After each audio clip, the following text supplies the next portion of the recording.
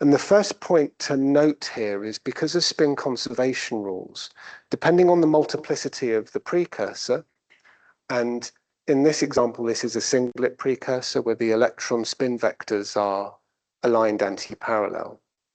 The radical pair that's generated will be initially 100% spin polarized as a singlet. If the precursor was some sort of excited state triplet, the radical pair would be triplet born. And again, initially 100% spin polarized as that triplet. And this is a really important aspect because this is a highly non-equilibrium state transiently. And the significance of that will become apparent. So we can use these vector models to look at the different spin states of the radical pair. And we have a singlet and 3 triplet spin states. And if they experience some sort of local field, which is this B local here, the spin vectors precess around that local field with a frequency that is proportional to its magnitude. Okay? So in these GIFs, the 2 electron spins are precessing at the same frequency. But say they actually are attached to molecules with a different number of hyperfine couplings, which are the magnetic nuclei that are in those molecules. That local field for each of those electron spins will be different. And what can happen is that after this spin correlated radical pair is generated, with time, we can get spin state mixing between the singlet and triplet states. Okay? Now, this sort of ghostly apparition that they're sitting in is just a solvent cage. It's just saying that when the radical pair are generated, for a period of time, they remain in proximity. They diffuse apart a bit, but they can re-encounter. And if they re-encounter in the singlet radical pair state, that bond can reform, right? That's allowed by the Pauli principle. But if they re-encounter as a triplet radical pair, that bond cannot reform. Okay? You can't have spins that are aligned sharing the same orbital. And so although the singlet and triplet radical pairs are chemically equivalent, they are different spin states and they have different reactivity. Okay, so we have spin selective reactivity. What also can happen is that any of the radicals can diffuse apart completely and react with something else. Okay, so we have recombination, which gives you cage products, and we have escape products as well. Okay, and before the system relaxes to equilibrium from the spin polarized states, this spin state mixing is a coherent oscillatory process, right, that can be described by the spin Hamiltonian of the radical pair, which is not translated, forgive me.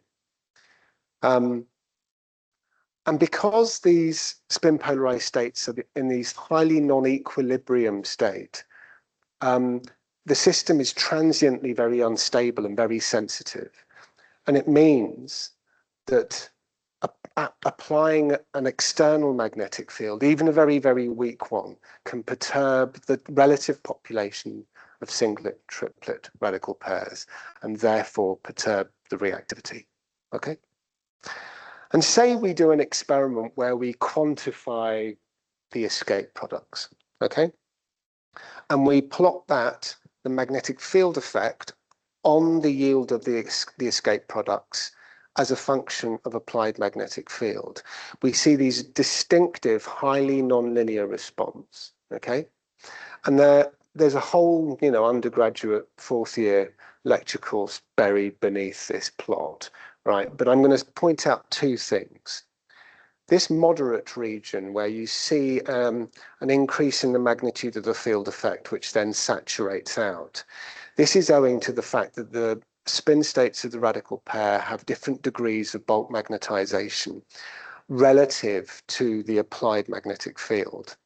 And if you look at the energy level diagram, we see that the T plus and -1 are actually destabilized and stabilized respectively relative to that increasing field, such that at small fields they're involved in spin state mixing, but as the field gets larger they become less and less efficiently involved to the point where they're energetically isolated, right? So this is why that field effect gets bigger and then saturates out. We also have a low field effect. And this is because if we look in more detail at the spin states of the radical pair in zero applied field, actually the idea that we have one singlet and three discrete triplet states is not quite right. Depending on the nature of the radical pair, and this energy level diagram I've given is the simplest case where you've got two electron spins and one of them is coupling to a spin and a half nucleus. You see that actually we have a number of different energy levels, each with varying proportions of singlet and triplet character. And many of them are degenerate. And you do not get mixing between all of these degenerate levels. Okay, so actually at zero field, the mixing is relatively inefficient.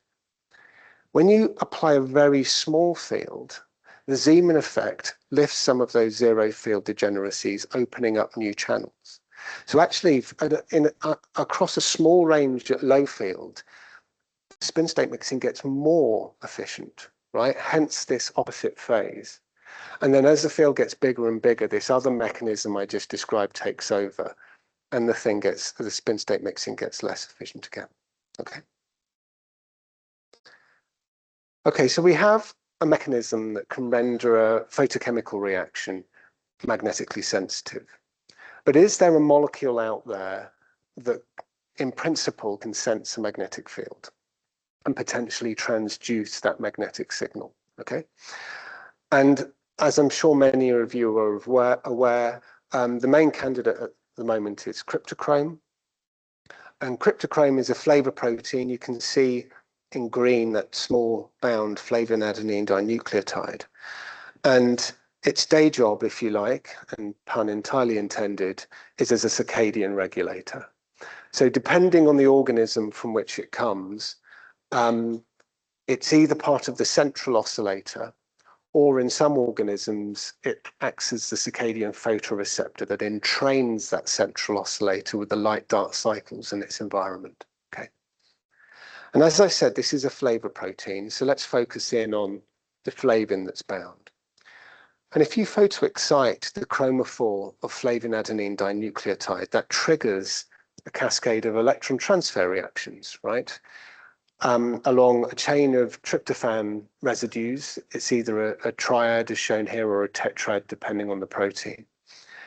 And you end up with a flavin terminal tryptophanol radical pair that's been correlated. Okay? And what do we know from circadian biology? Well, we know that the flavin radical actually correlates with the signaling state of the photoactivated cry. Okay? So we have a radical pair here, and we have one of the radicals that correlates with the signaling state. So you can start to imagine how adding a field to this situation allows the sensing of a field and possibly the transduction of a signal. Okay.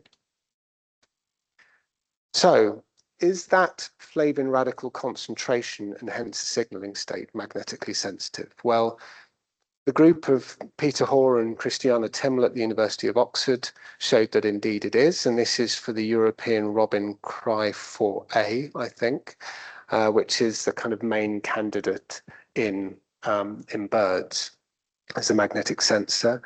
And they not only saw this pH-dependent field effect, but they saw a saturation that is consistent with what is predicted by an underlying radical pair mechanism, right? And so in this plot, the data points with error bars are the data. Those aren't just lines of best fit, they're simulations of the expected field dependence based on the magnetic properties of the radical, okay? So this is definitely an underlying radical pair mechanism. So that's one side of it. You know, is there a radical pair mechanism? Is it magnetically sensitive? The answer seems to be yes.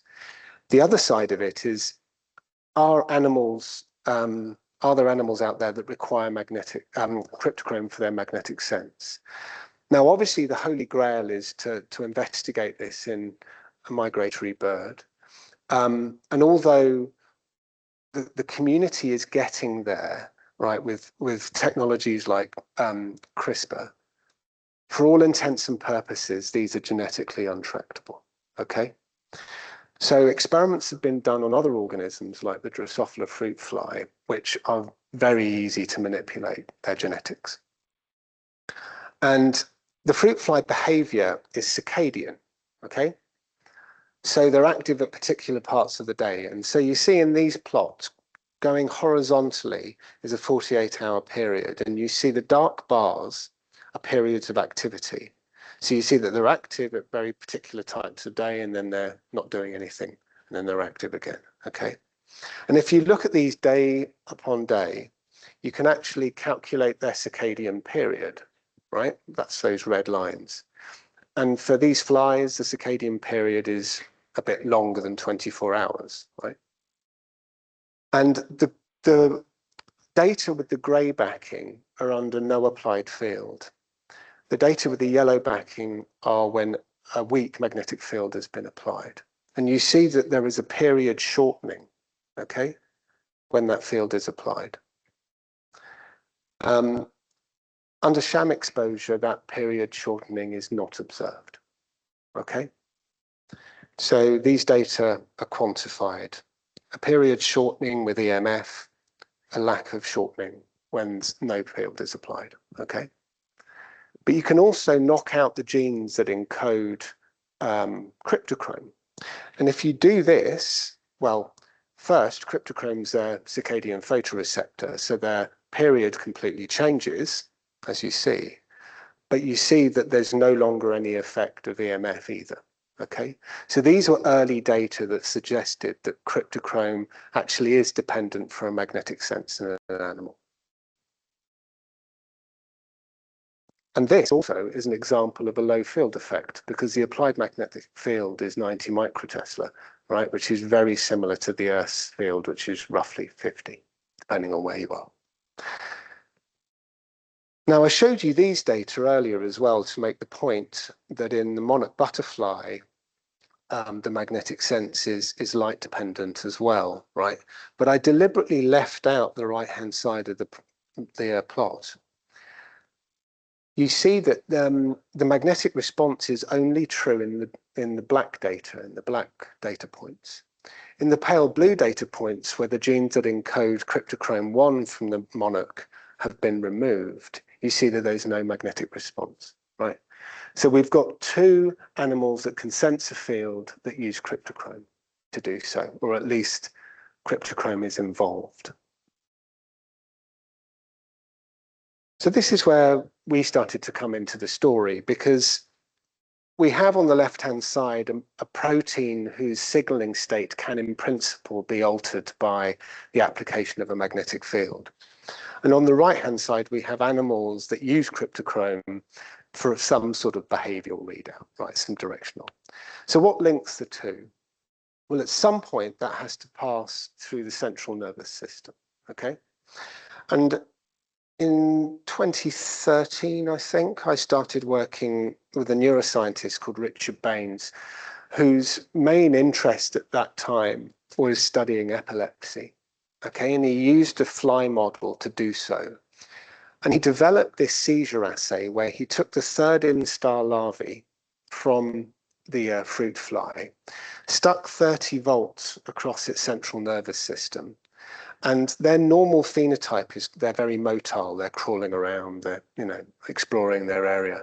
If you stick 30 volts across their central nervous system, they stop doing that, right? Perhaps unsurprisingly. And then they measure the recovery time, okay? And they do that with a population and then calculate the mean recovery time. So that's what MRT stands for. And although this is to some degree a subjective assay, as a physical scientist, it sort of makes me twitch a little bit. The recovery time is sufficiently long that actually the error bars on this aren't too bad, right? So in the dark, the recovery time from seizures, just over a minute, okay? And what Richard had discovered is that if he exposed the embryos from which those larvae developed during a critical period of neuronal development to blue light, that recovery time was much longer, i.e. they were more predisposed to seizure, okay? But that wasn't true for orange light. Now, this nicely correlates with our bird and monarch butterfly data, okay? There's a wavelength dependence here. But it also correlates nicely with the absorption spectrum of the oxidized flavin in cryptochrome, where we have a nice strong absorption peak in the blue, which falls off towards the green, okay? So his question was, well, you know, cryptochrome's the Drosophila circadian photoreceptor, is this, and it's a blue light effect, is this cryptochrome dependent? So he knocked the genes that encode cryptochrome out, and indeed the effect of blue light went away. I was sat in the audience when he was presenting these data. I hadn't met the guy before, and I just did the open-minded test. I said, would you be willing to rerun this assay with a magnetic field in place, right? And I've asked questions like that before, and I've never heard from people again, right? They've just seen me as some sort of crank, and fair enough. But Richard was sufficiently open-minded, so he gave it a go. So he co-exposed the embryos to blue light and magnetic field and saw this, an enormous great potentiation of that seizure phenotype, okay? And again, the burning question, is this cryptochrome dependent? You bet it is, okay? So what we have is, we have a sort of a measure of the intact whole nervous system responding to magnetic fields in a cryptochrome dependent way, okay? Which is kind of cool. Now we can also, well I say we, Richard's lab, can do single cell electrophysiology measurements, right? So you can actually measure the activity of a single neuron, okay? And cutting a very long story short, right, because we've done a lot of work on this, the data we have to date are at least consistent in principle with the following mechanism. So we have photoactivated cryptochrome interacting with the beta redox subunit of a potassium channel called hyperkinetic. So hyperkinetic is NADPH dependent, okay? And when you oxidize NADPH, that potassium channel closes and you have a buildup of potassium ions on one side of the membrane such that the membrane potential increases and that triggers firing of the neuron. Okay, so each of these spikes is a single firing event of that single neuron that's been patched. And you see that if you measure 15 seconds before the blue light stimulus and 15 seconds afterwards, there's an increase in the firing frequency, and you can just calculate the ratio between the two. And then if you co-expose them with a magnetic field, you see, again, a potentiation of that effect. So this is quantified at the bottom here. And you see that the dashed line is a ratio of 1, firing frequency with the exposure on, divided by firing frequency with the exposure off.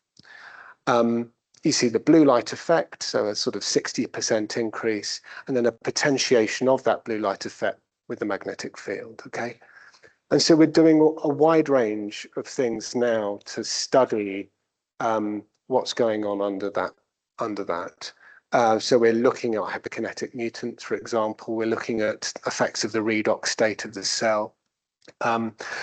We're interested in whether this is an underlying radical pair mechanism. So we're doing a magnetic field dosage to see if we see the non-linearity that we expect from a radical pair mechanism.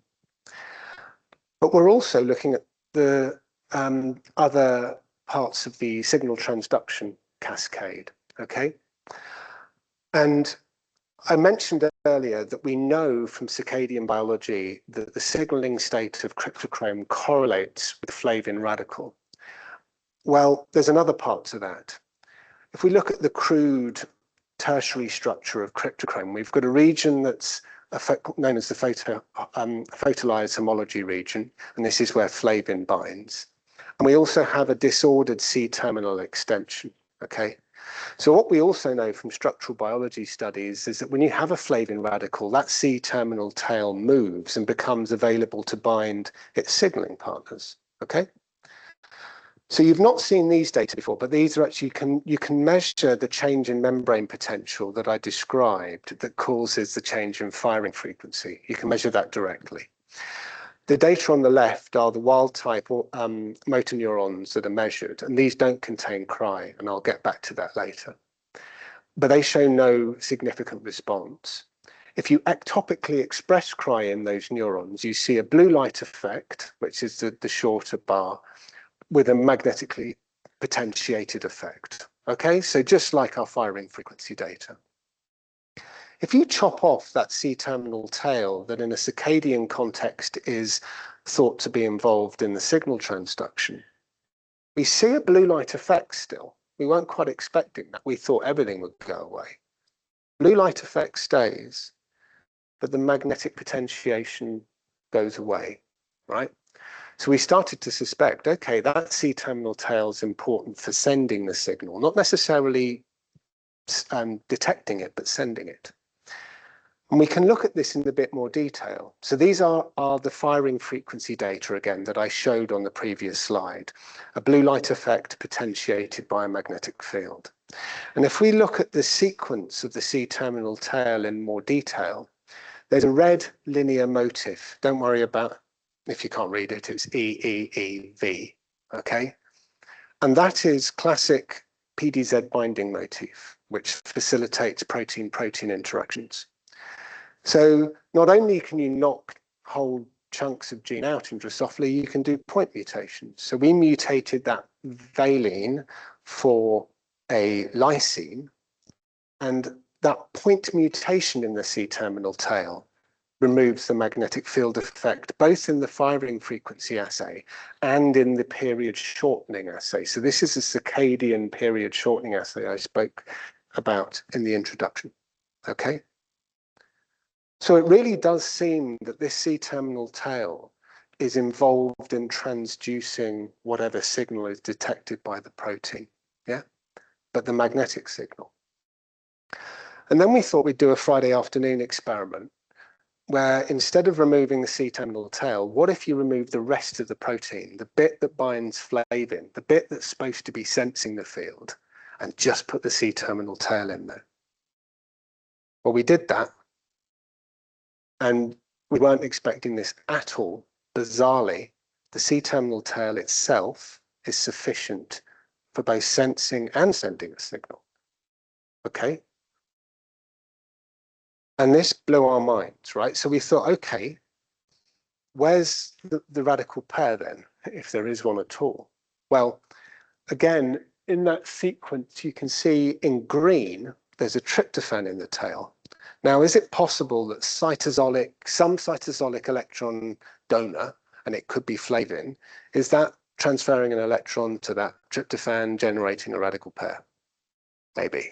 I mean, certainly if in vitro, if you take flavin mononucleotide and hen egg white lysozyme, there is a magnetically sensitive radical pair between the flavin and the surface tryptophan. So it's in principle possible, okay?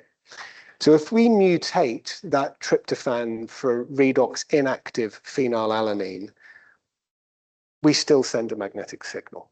Okay, so it doesn't appear to be that. If we look more carefully at flavin adenine dinucleotide, we have an electron donor. Okay, we have the adenine moiety, and it's actually well established. This has been published by several groups, that under the right conditions, low pH, where this molecule's in its open configuration, you can get an electron transfer from the adenine to the isoalloxazine, which is the chromophore, that 3-ring system. That generates a magnetically sensitive radical pair. Okay? So the data below that molecule are where through the patch pipette into a single neuron, more and more concentrated solutions of FAD were pumped into the cell. And it transpires, even in the absence of the CT, you can put so much FAD in a cell that it both detects and sends a magnetic signal. It changes the firing frequency, right? If you absolutely pump it full of it, okay? So to test this hypothesis that this is indeed an intramolecular radical pair, we had a look at doing the same experiment with riboflavin, okay? And it doesn't matter how much riboflavin you put in, you do not send a magnetic signal, right? And that's because it lacks that electron donor. There's no adenine there, and therefore there's no radical pair. So the conclusion of this study is that we believe that we may have discovered the essential fundamental elements, molecular elements that you need to detect and transduce a signal, okay? I mean, obviously it's evolved since then, and I think that's what the whole of cryptochrome is doing. It's doing that in a far more sophisticated way. But these are the bare bones, okay? And so we're now testing a hypothesis where we think that flavin adenine dinucleotide might be able to bind directly to the C-terminal peptide of Drosophila. So that's what's happening. You generate an intramolecular radical pair, and then the peptide localizes it to the part of the cell where it needs to send the signal, which presumably the cell membrane. Okay, so that's what we're hypothesizing. And we started this study doing molecular dynamic simulations to see if this binding was at all feasible. And actually it binds very, very stably to that peptide. And it's facilitated between the electrostatic interactions between the negatively charged diphosphate group of the flavin and positive patches on the peptide. And not only that, the simulation suggests that the FAD is held in this open configuration, which is required, and I can go into detail if anybody's interested, for good field sensitivity, okay? So we're now testing in vitro whether indeed we do see this binding. And what we first did was just size exclusion chromatography. And this is where you pass molecules down a column, and depending on how big they are, they elute at different volumes, okay? And the Drosophila cryptochrome C-terminal peptide elutes in blue at about 17-ish minutes, okay? And as you titrate increasing amounts of flavin in, we see this shoulder to that elution peak, which is consistent with a one-to-one complex between the two. So we see evidence of binding. You'll see it says minus FC12. I'll tell you what that means in a minute. But we also, at about 8-ish minutes, see the growing in of these much larger complexes, right? And that wasn't expected. And it could be that flavin's driving actually the formation of aggregates or agglomerates. So we looked at this down the microscope. So a similar titration of the CT peptide and FAD. And you'll actually see that we have fluorescent aggregates, okay? Now this could be incidental, things aggregate, right? But actually, interestingly, in plants, full-length cryptochrome, when photoactivated, forms what's known as photobodies, these big aggregates that draw in other signaling partners. Phytochrome does the same, okay? So we're wondering actually if there may be a light-driven photobody formation here, potentially. We certainly don't see that if FAD isn't bound, okay? Now the FC12, that's phosphocholine 12, that's a detergent. And that's used to interrupt protein-protein interactions. So if you do the SEC again, the size exclusion chromatography again, but with the detergent involved, the elution profile changes because now the peptide will be decorated with detergent molecules, so it just elutes bigger. But actually that takes the whole thing away from the FAD elution, and you much more clearly see the lone peptide peak disappear and the complex peak grow in these data. So that's partly why I'm showing you. But also we see no aggregate formation, right? So this is definitely peptide aggregates driven by FAD binding. And actually, if you add phosphocholine 12 after the event, after the aggregates have formed, they dissolve, which suggests these aren't covalent aggregates. So we don't think this is a sort of photochemical polymerization. So we're now looking at this more deeply in the electrophysiology as well. And there were two binding configurations identified by the MD simulations. One is mediated by these two residues. And these are our firing frequency data from the wild type peptide. If you mutate those residues out, any combination of them, you can no longer send a magnetic signal to the cell, okay? And then if you do a positive to positive mutation, i.e. a rescue mutation, we see the magnetic signal again, okay? So this seems to be onto something. And there's another region here at 524, where again, if you mutate that out in different ways, we see no significant sending of a magnetic signal, but we see a rescue with a positive to positive mutation.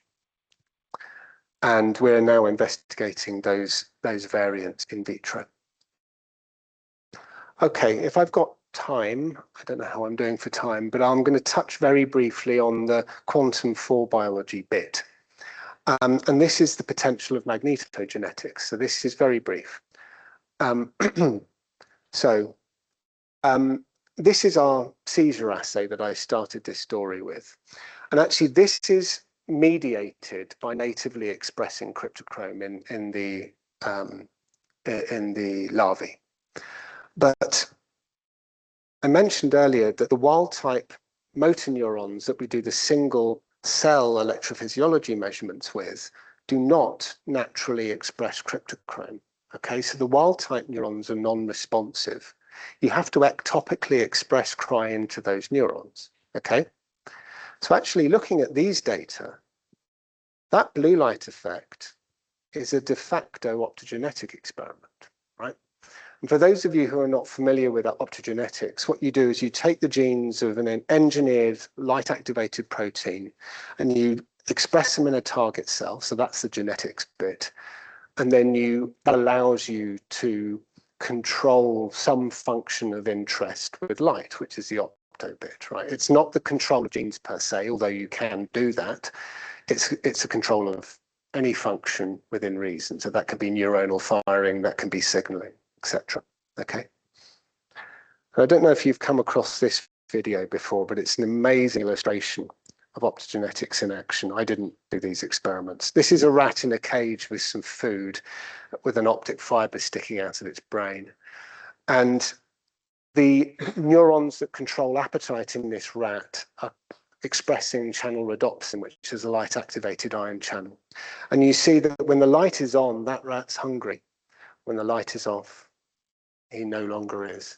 So that's an incredibly powerful technique for studying complex networks like neuronal networks.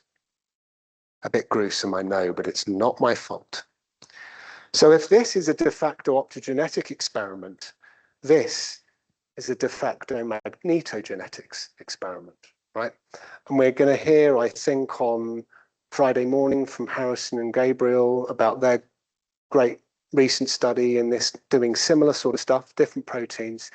So I just wanted to plant that seed that we can control function, but we're going to hear more really exciting work about how you might be able to image and sense using similar qubits in quantum proteins. And the last bit is biology for quantum and the utility of these genetically tractable models. Now, one criticism that's been leveled at the Drosophila model is that this is a non-migrating animal, right? So the argument is that actually these magnetic field effects are incidental. And I think that's probably absolutely right. I doubt this is a native function. And this is my last slide. But if you remember, a lot of the assays we've used was to study epilepsy, and with the best will in the world, nobody's interested in fruit fly epilepsy. They're interested in human epilepsy. So these things are translatable to far more complex organisms. But the good thing is you can do transgenics as well. So you can take the genes that encode Drosophila cryptochrome out, and you could stick the genes that encode cryptochrome from other organisms in. And we've done that. So we've taken the type 4 cryptochrome from the European robin, and we've done the same experiment, and we see this massive great magnetic field effect. So it seems possible that there could be some shared signal transduction pathway. And even if all details aren't shared, we can at very least learn something. We've also looked at human cryptochromes, which have a light-independent role and are thought to have lost the ability to bind FAD. And again, we see a great big field effect. Okay, and this transgenic work really bodes well, I think, for the potential of magnetogenetics in these systems. So that's me. I would like to thank the people who did the real work in the lab: Adam, Giorgio, Susie, Muna, Daniel, and Naboru. And I'd like to encourage all of you to come and join us in California in March next year. I'm co-chairing with my eminent colleague and good friend, Alexandra Aloya Castro, that meeting, and we've got brilliant vice chairs in Christine Merlin, who did the monarch work I showed, and Melissa Mather, who's an engineer who does a lot of spin sensing in biology. So hopefully the program will be published soon online, and you'll be able to start applying and submitting abstracts. Thank you very much.